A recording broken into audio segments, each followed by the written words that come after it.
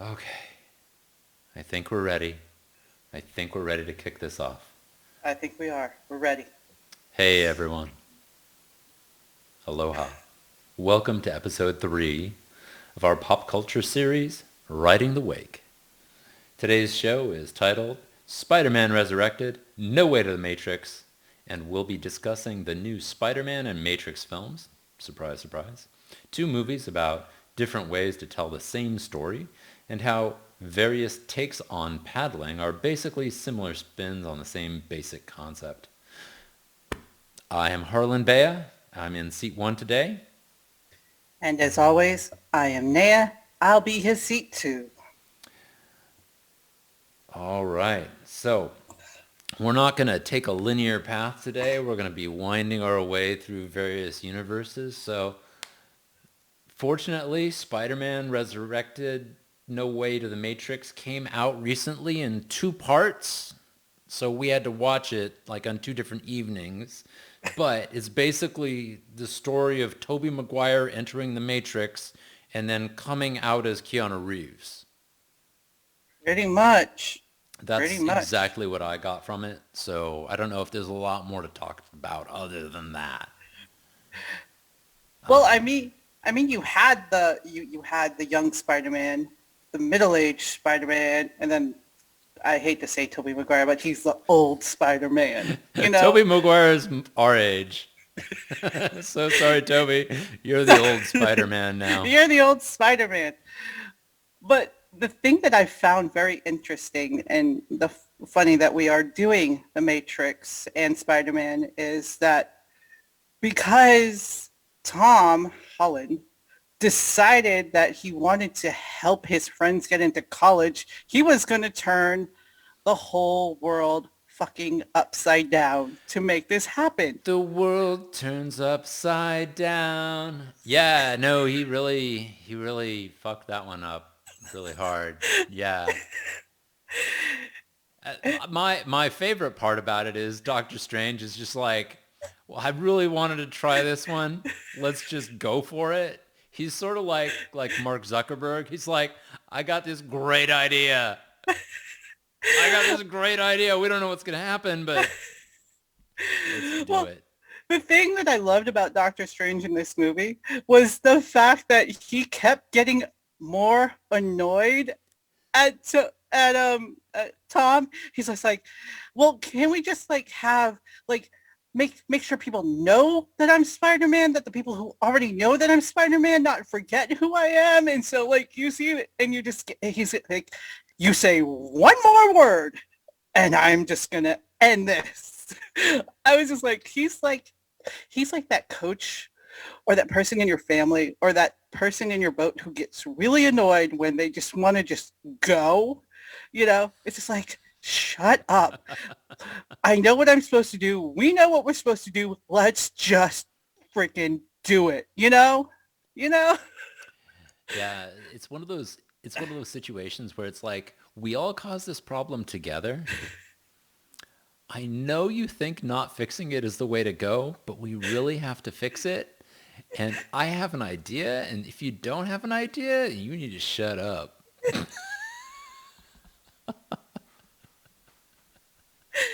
Exactly. Well, That- one of my favorite. I'm recently coming into my sort of Marvel Comics phase. In Okay. general, I didn't really read a lot of the comics growing up, and so I'm exploring on Marvel's. They have that service like Marvel Universe or something like that, where you can like read the old comics and stuff online, all the ones that they've scanned. Yeah.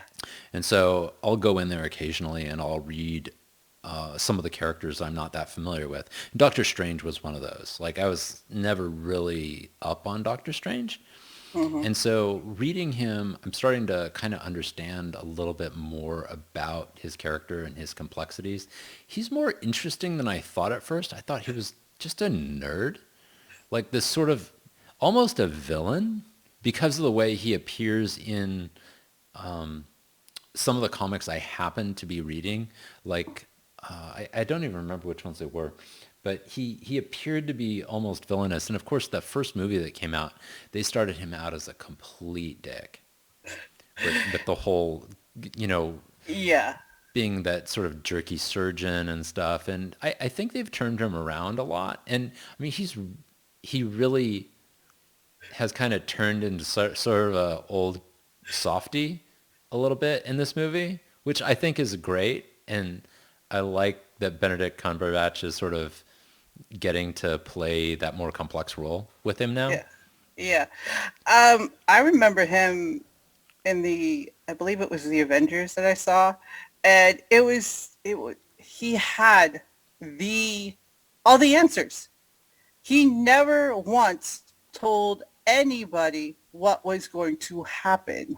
You know, Yeah. which I kind of liked, but then I didn't like. And now to see him interact with quote unquote high schoolers, it's funny It's funny. because It's because funny. it's like because he's like, call me sir, call me sir, call me Steven. Nope, still sounds fucking weird. Call me sir, you know. But he's like, what's his name from Stranger Things? The older Ha, kid, which one? the high school kid who hangs out with. Remember we were Oh, talking last week. was it Steve? Steve. Yeah, yeah. So Steve. he's Steve. He's Steve. He doesn't even play with the other kids very often, right? He's kind of off in his own world. He takes care of the magic verse, Yes. right? And so like And he's coming to clean up he after comes to clean up the mess. yeah. I don't know. I don't. They're similar types of things, I suppose. Yeah. But so the thing I really wanted to talk about with the various Spider-Man is that I all right, I love this movie. I really thought it was one of the strongest Spider-Mans. Definitely top three.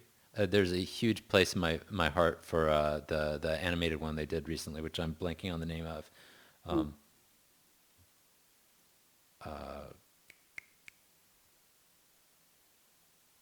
Do you need to phone a friend? I need to phone a friend. What was the animated one? I have no idea. Uh, I don't have that up. I'm sorry. I suck.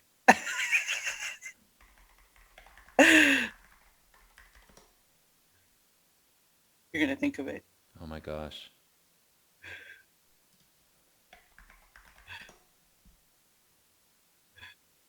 Well, moving Into on. the Spider-Verse. Into the Spider-Verse. Right. Spider-Verse. Spider-Verse with Miles. We should have known that. With Talking about Miles. I mean, universe. Peter is in it, but Miles Morales is really the headliner. Mm. Probably the best Spider-Man movie ever made. I'm going to stand by that. So good. So good.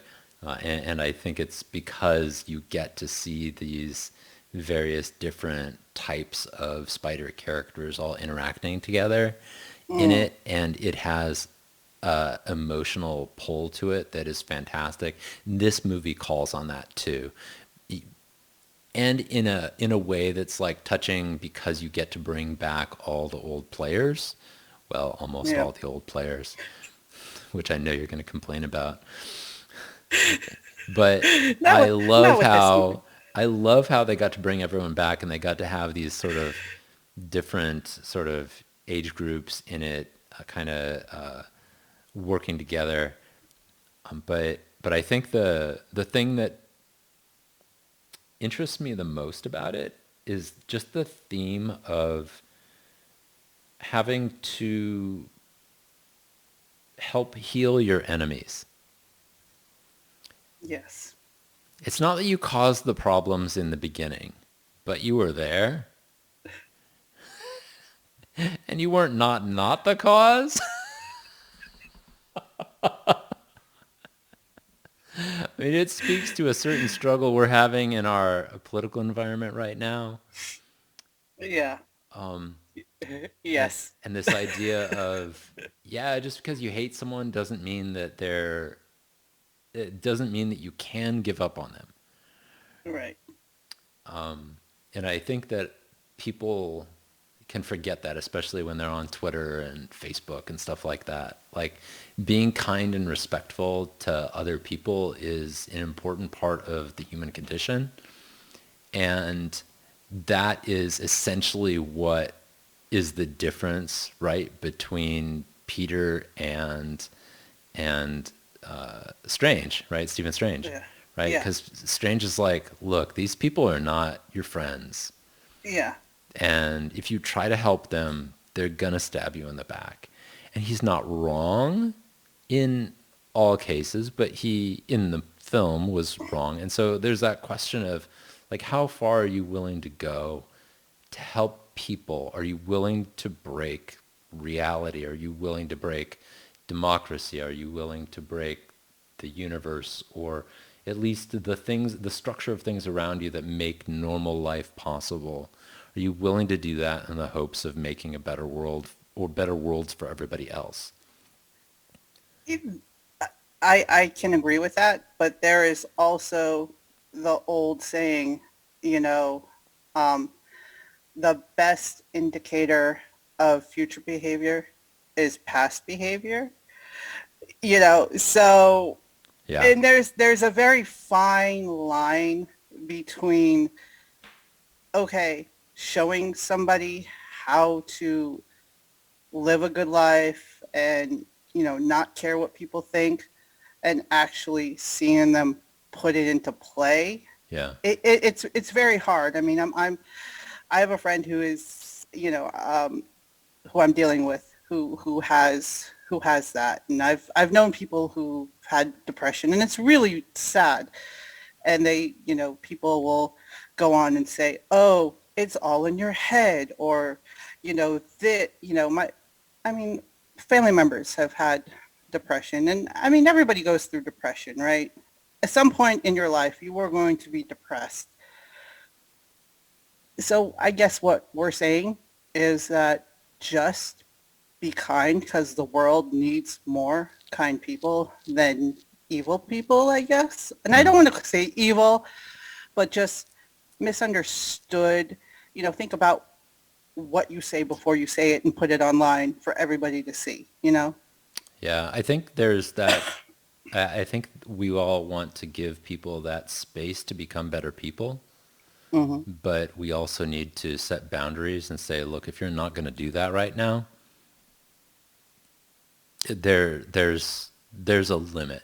And I Yeah. think that they display that well in Hmm. the film, Yeah.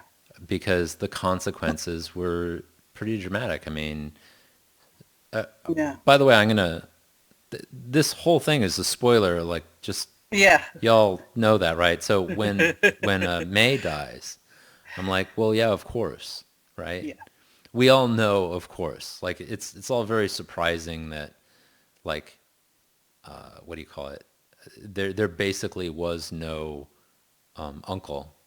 Yeah. Uncle, Mm. geez, I'm forgetting what his name is right now. Well, Toby wasn't it Uncle Ben or Yeah, something it's like always that? Uncle Ben. It's always Uncle Ben and May. But May, there was no Uncle Ben for Tom Holland's character. Hmm. Was there? I don't think so. I'm trying to think back to the earliest films. I don't think there ever was. And so it was like this weird thing where it's like May's there, and you never really get that whole uh, power and responsibility talk until this. And I think it's great the way structurally they kind of bookend it, and they're able Hmm. to bookend it from the beginning of the Tobey Maguire movies all the way to the end of the Tom Holland, this latest Tom Holland picture. I thought that was fantastic. I loved how that was done. I love the fact that that one scene where they're getting ready to, they're fighting together. I forget who they're fighting. And before they were about to jump, he goes, "I love you guys. Spider-Man 1, Spider-Man 2, I love you guys." And they're like, okay, I'm not used to working in a team. You know, it was like, that's real life. when you're used to working by yourself and then you have to work as a team, you have to figure strategically how to do it. That is true. That is true. And we have to walk that line all the time when we go back and forth from paddling in our own boats to paddling with a big team of people. Like, I gotta say, it's been because it was so long that we were unable because of COVID to get into a Hmm. dragon boat. When I got back in, my impatience and because my skill level drastically increased over that time Hmm. period, because Yeah. what just for folks who don't know me, Yeah. I started Dragon Boat right before the pandemic started in late 2019. And by the time we Yeah. locked down in 2020, I had only been paddling for like 3 or 4 months on dragon boats infrequently. And then I did OC1, OC2, that sort of thing, and later surf ski over the past 2 years, basically, trying to keep up my skills and stay Hmm. healthy and be outside and all that stuff. And it's been great. Yeah. You. But most of that is me paddling by myself. And if I'm tired, I could go slower. If I want to change my rate of paddle, I can do that. If I want to pull a little harder, I can do that. If I want to go left, I can do that. You don't Yeah. get to make any decisions in a dragon boat. No, and You're on a funny team. yeah, funny you should mention that because Harlan and I are teammates on the Dragon Boat team, and we do Shout out to the paddle San the Diego Diego Dragon Boat Dragon Boat team. team. Yes, Yeah. woohoo! Woo. And we also coach and paddle with kids, gliders. You're awesome. Red, thank you. Uh, Hmm. it's and it's funny because when I started out on the team. And then when we went to lockdown, that's when I made the transition to go onto one man and two mans. And like you Really? said, yeah. Oh, So I didn't. I, So you had a similar experience to me, but you were on the Dragon Boat team a lot longer. yeah. And then I was also on the San Diego Outrigger team, shout out to them too. So I had that paddling team aspect, but I was also training on OC1 at the time. But then we went to lockdown and it was OC1 or OC2 all the time. And the transition, yes, it is so different. If I only have myself to blame if I win or lose a race when I'm paddling by myself, right? Yeah. Yeah. It's all up to me. Like you said, you can go fast, you can go slow, you can turn right, you can turn left. You can say, I'm done for the day after half an hour, or I'm doing like an 8 mile paddle. Yeah. In a team setting, in an OC6 or a dragon boat, you don't get to decide. You're the people in seat one get to decide the rate. The coaches, the callers get to decide this, also the rate, but also when to pick up, when to slow down. And it's really hard to go from, I think the transition from being in a small boat to a bigger boat, back to a small boat, and then trying to find that balance when the season opens.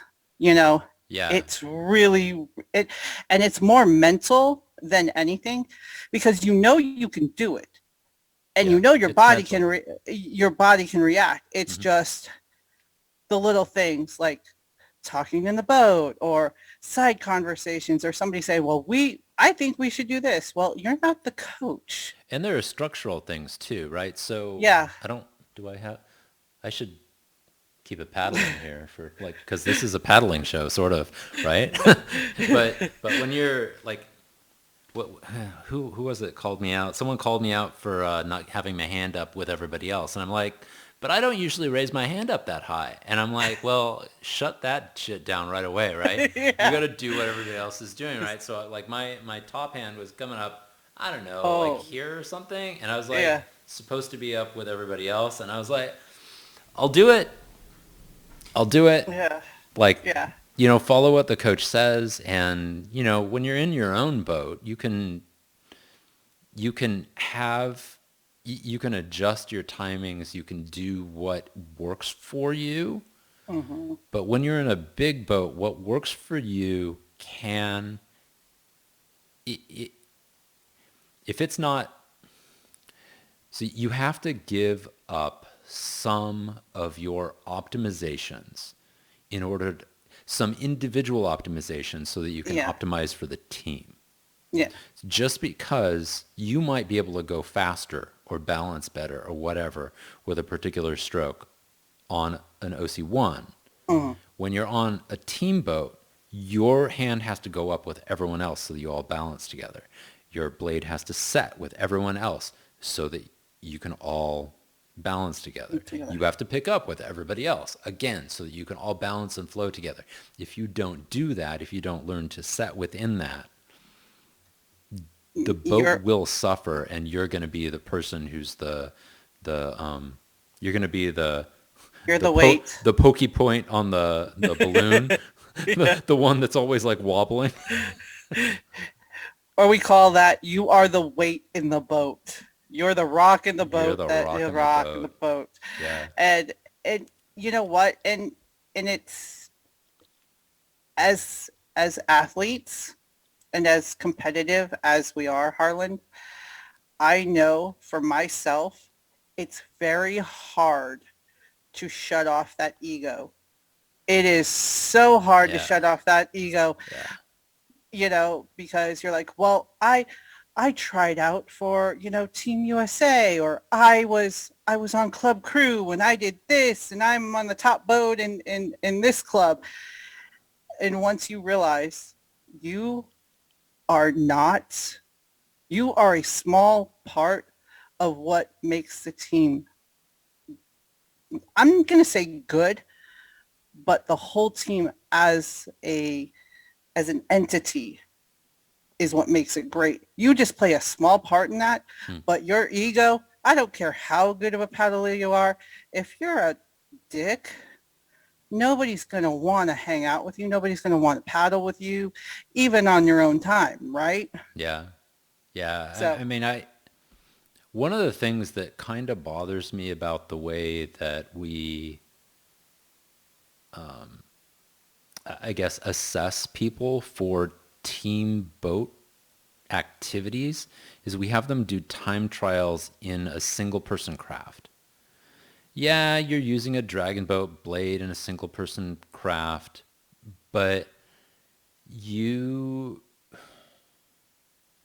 it's like, it's like auditioning for a role where you're going to be like one part of a four-person group, like they're casting something like Friends or something like that, right? Or Seinfeld or something. And you've got like a team of people and you audition by yourself. Imagine if Han Solo auditioned, imagine if Han Solo had auditioned by himself and not with Carrie Fisher. Sorry, Harrison Ford had auditioned by himself and not with Carrie Fisher and not also with mm, Mark. Mark Hamill, right? Sorry, Mark, I follow you on Twitter. I know your name. That is great. Okay. The Spider Matrix. He's The into Spider the Spider Matrix. Yeah, Matrix. it's all around. Okay. I don't know Mark Hamill, by the way, just so you all know. I just I just I just love them, all of them. He loves you. He loves you. Okay. Okay. Getting back. But Getting back. if you audition for a role like that by yourself, how does a casting director, how does someone figure out like whether or not you have good chemistry? Like Oh, good point. Good chemistry point. on a team is valuable. It's not all of it, right? I mean, you can still be a powerful single contributor on certain teams, but I would say that Dragon Boat is one of those things where a single contributor is not going to help that much. You are 1/20th of the boat, power wise. I suppose like the steers person probably has the most visible role, but their role is to be as invisible as possible.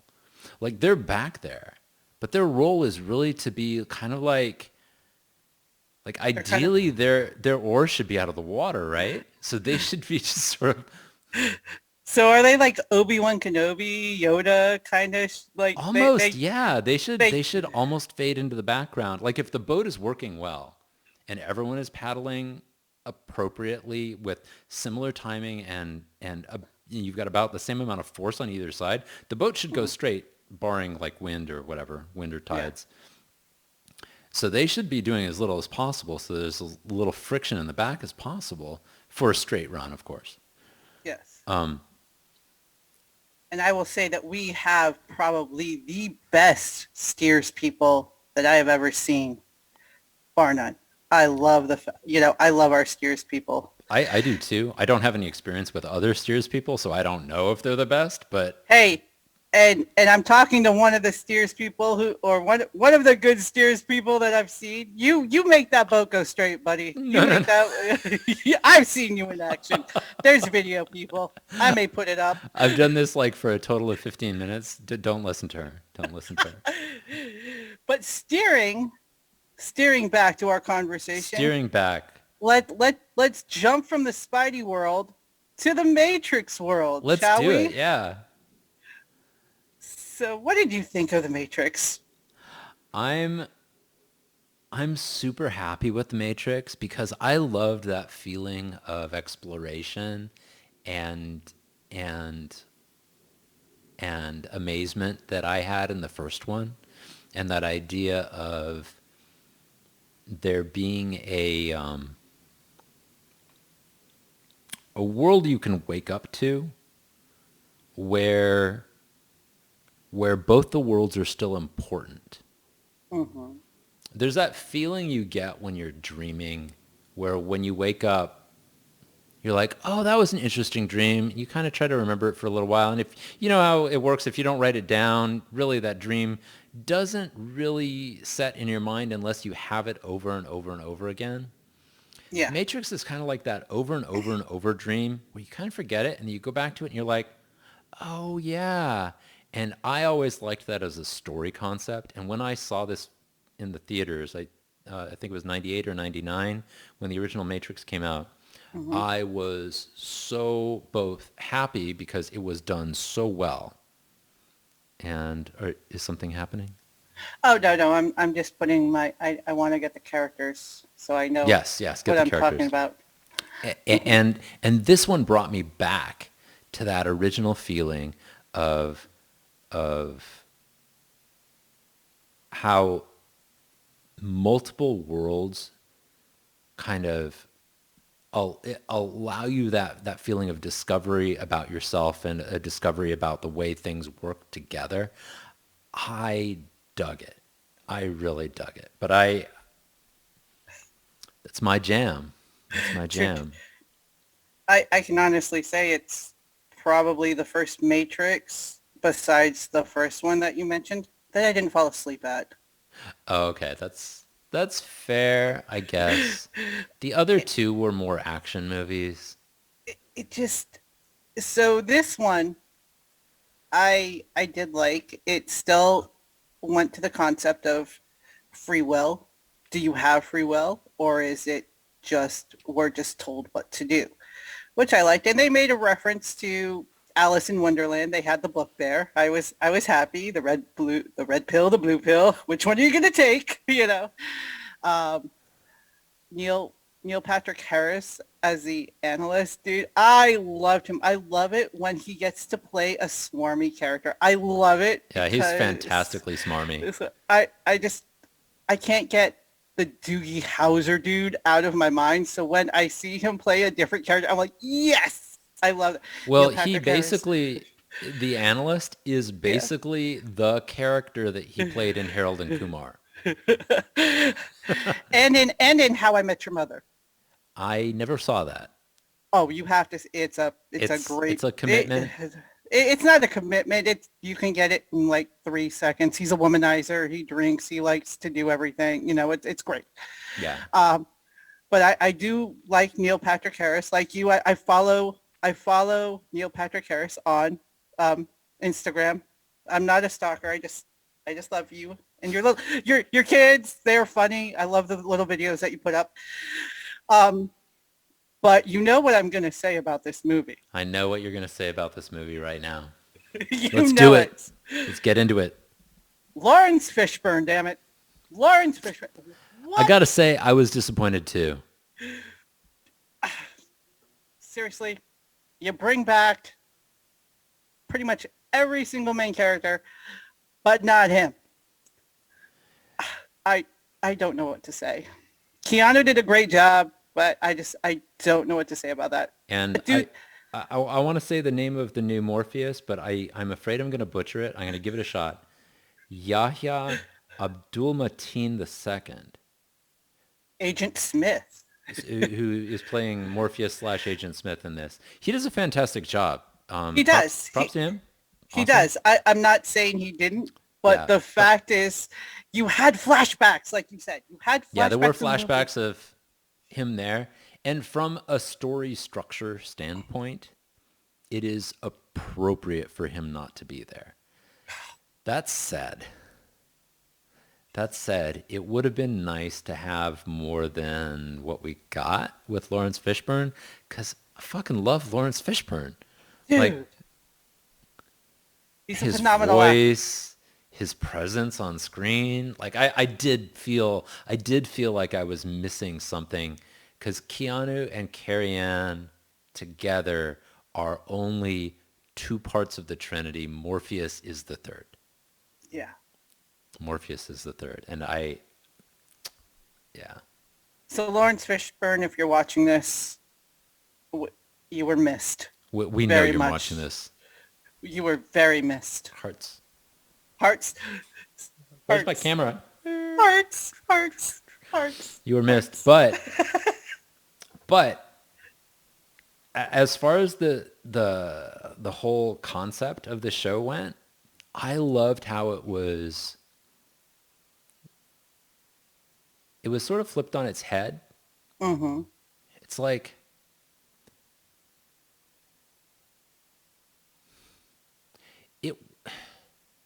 it was similar to the first movie, but it wasn't similar to the first movie structurally, and it wasn't similar to the first movie in a way that made me feel like I knew what was going to happen next, which I appreciated.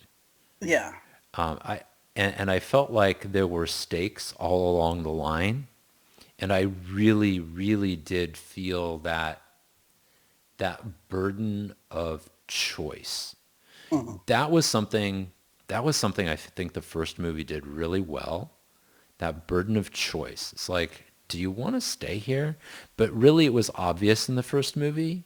It felt obvious, like, what choice Thomas Anderson should make, because if he could have an adventure over his current life, it seemed like that would be the way to go.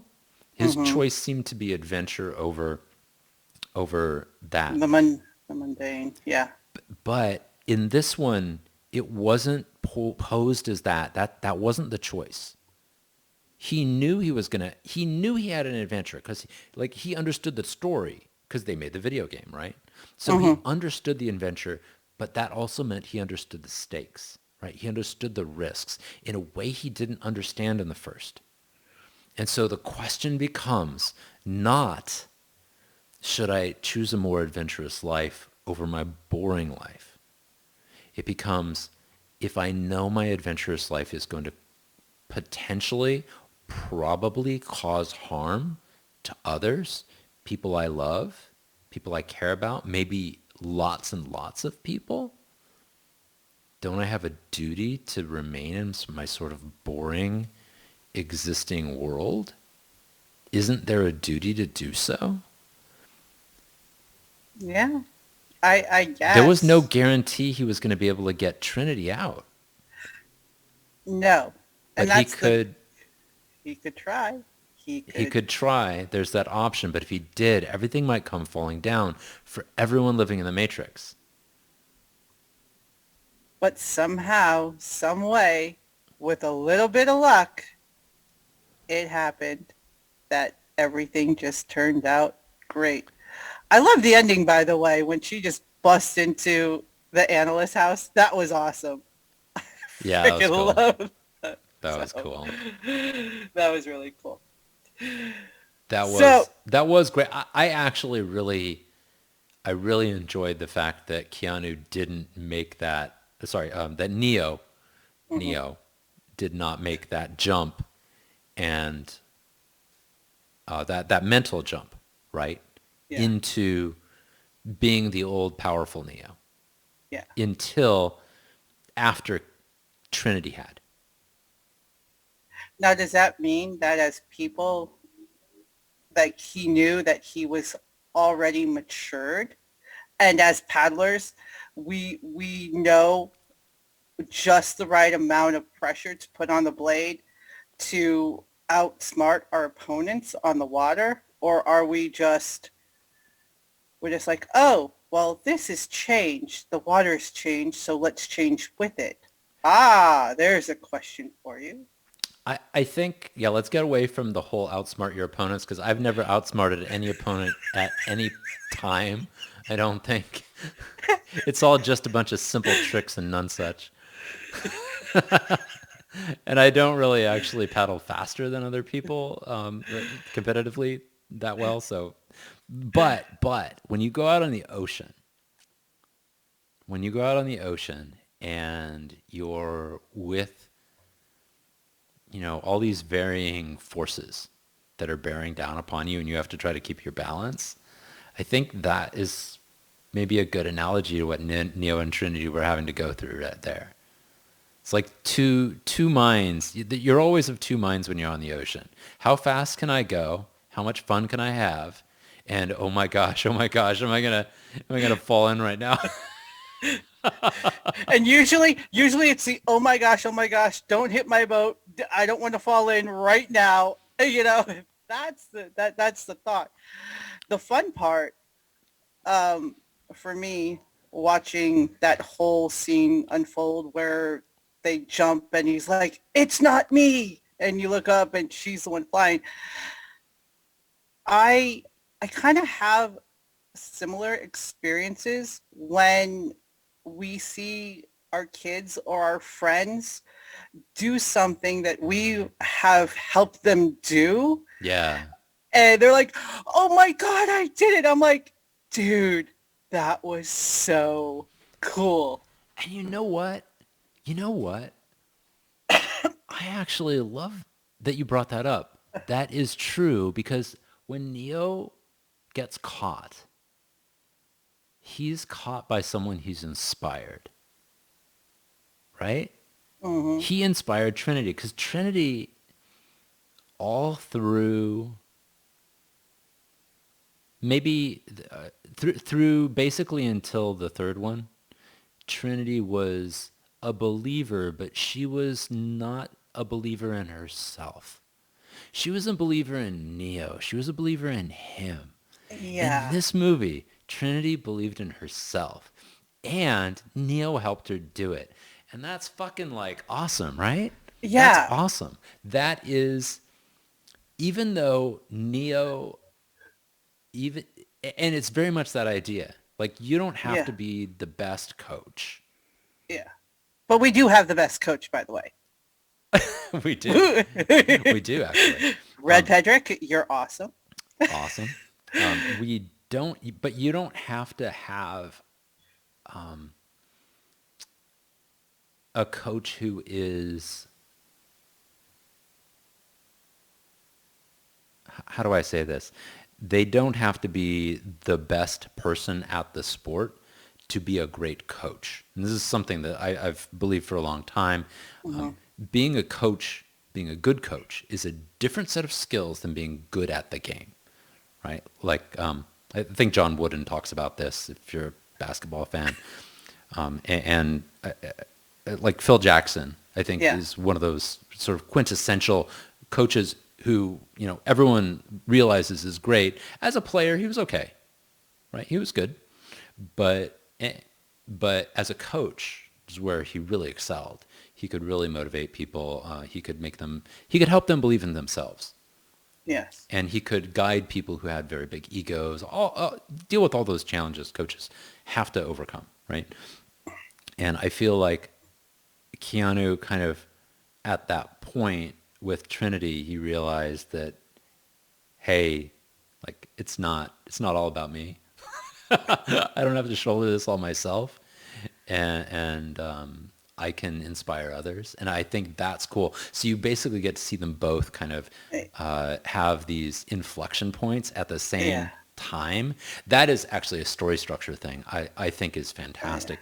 Anytime you can have a climax point in which two or three characters have an inflection point that they all hit simultaneously, oh, it makes as a writer, as a Just give consumer, it. I enjoy it. As a writer, I'm like, such Just give craft. them the award now. Just give them the award now. Is that what you're saying? I just I like it. It's one of those things that I adore about particularly this sort of action adventure slash romance style of writing, Hmm. and it's something I adore about how endings work. So we're going to talk next week. So a little flash forward to what we're going to be Yes. doing next week. Okay. Next Yes. week we're going. What is our show titled? Let me go get this. A little preview. Next week's show is going to be called The Ohana Mafia, and we're going to be discussing the Netflix K-drama Vincenzo. I'm so Okay, in love. I'm so in love. we are both in love. So I have been watching K-dramas, but I use the term K-drama really to mean Korean romantic comedies, or as it's difficult describing them like this. They're dramedies that are also romantic, and they have these primary structural pieces to them that you won't understand until you've started watching them.